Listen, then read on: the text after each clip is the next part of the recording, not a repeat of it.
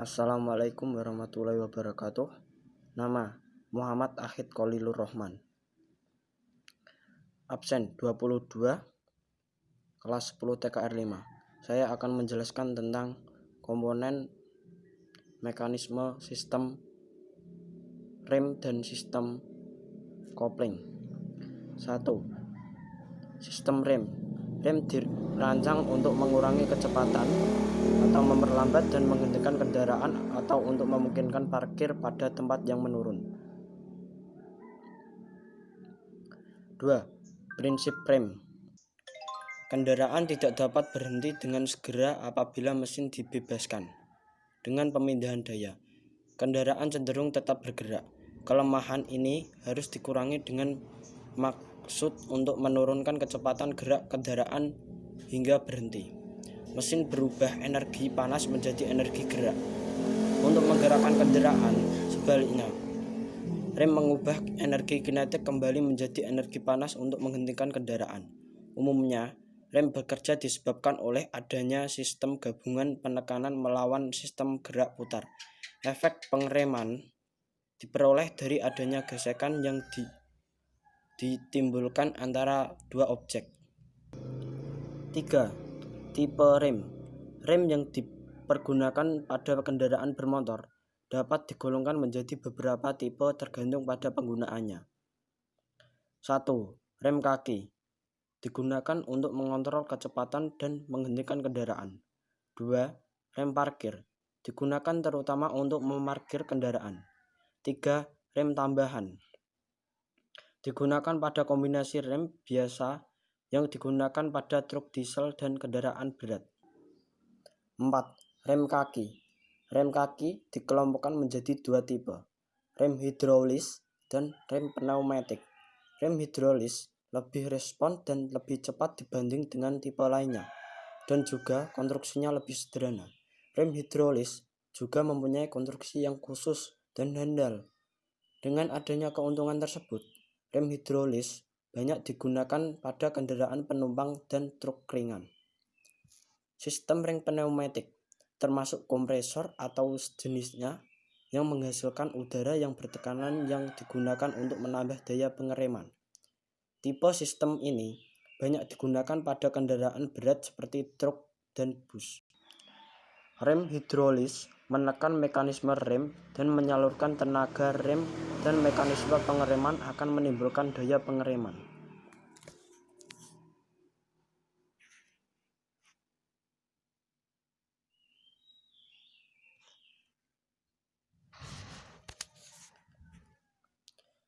Mekanisme kerja.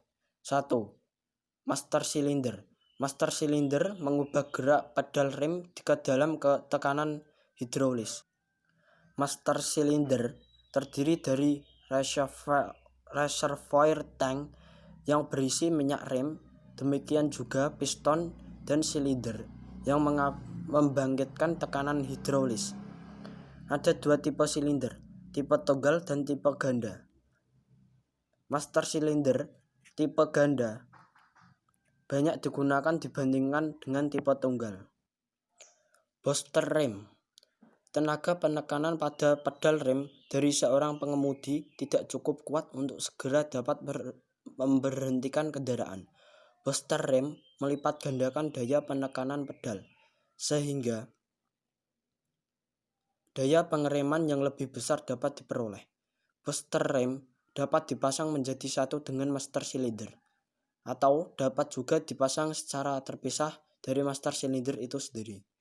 Tipe integral ini banyak digunakan pada kendaraan penumpang dan truk kecil.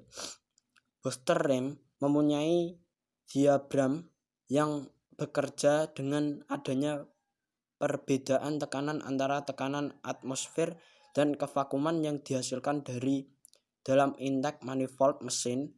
Master cylinder dihubungkan dengan pedal dan membran untuk memperoleh daya pengereman yang besar dan dari langkah pedal yang minimum. Rem tromol.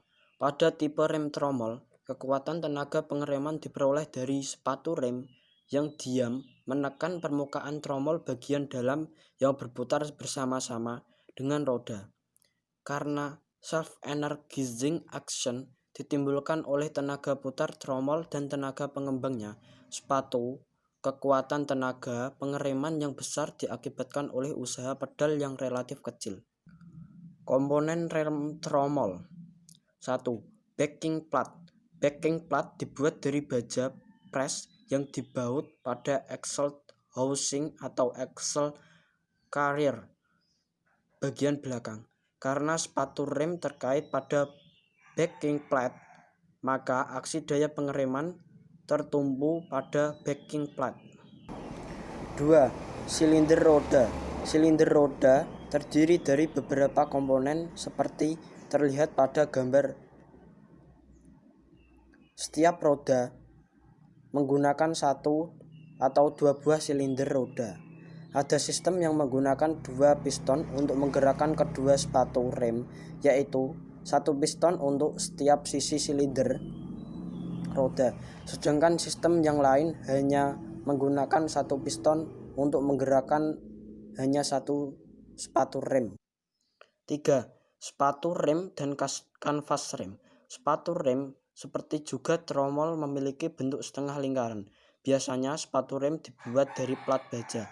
Kanvas rem dipasang dengan jalan dikeling atau dilem kendaraan kecil pada permukaan yang bergesekan dengan tromol. Kanvas ini harus dapat menahan panas dan aus dan harus mempunyai koefisien gesek yang tinggi. Koefisien tersebut sedapat mungkin tidak mudah dipengaruhi oleh keadaan turun naik temperatur dan kelembapan yang disilih berganti. Umumnya, kanvas tersebut dari campuran fiber material dengan brass, lead, plastik, dan sebagainya. 4. Tromol rem. Tromol rem umumnya terbuat dari tulang. Tromol rem ini letaknya sangat dekat dengan sepatu rem tanpa bersentuhan dan berputar bersama roda. Ketika kanvas menekan permukaan bagian dalam tromol bila rem bekerja, maka gesekan panas tersebut dapat mencapai suhu setinggi 200 derajat Celcius sampai 300 derajat Celcius. Rem cakram. Rem cakram pada dasarnya terdiri dari cakram yang terbuat dari besi tuang yang berputar dengan roda dan bahan gesek yang mendorong dan menjepit cakram. Daya pengereman dihasilkan oleh adanya gesekan disk pad dan cakram atau disk. Komponen-komponen rem cakram. 1. Piringan. Umumnya cakram atau piringan disk rotor dibuat dari besi tuang dalam bentuk biasa dan berlubang-lubang untuk ventilasi. Tipe cakram berlubang terdiri dari pasangan piringan yang berlubang untuk menjamin pembandingan yang baik. Kedua-duanya untuk mencegah fading dan menjamin umur pad lebih panjang atau tahan lama. 2. Pad rem. Pad rem biasa disebut campuran metalik fiber dan sedikit serbuk besi. Tipe ini disebut juga dengan semi-metallic disc pad. Pada pad diberi garis celah untuk menunjukkan tabel pad. Dengan demikian dapat mempermudah pengecekan keausan pad. Pada beberapa pad, penggunaan metallic plate dipasangkan pada sisi piston dari pad untuk mencegah bunyi saat berlaku pengereman. Jenis-jenis kaliper. 1. Tipe fixed kaliper double piston. Kaliper dipasangkan tepat pada axle atau strut, seperti digambarkan seperti pemasangan kaliper dilengkapi dengan sepasang piston. Daya pengereman didapat bila pad ditekan piston secara hidrolis pada kedua ujung piringan atau cakram. Fixed kaliper adalah dasar desain yang sangat baik dan dijamin pada bekerja lebih akurat.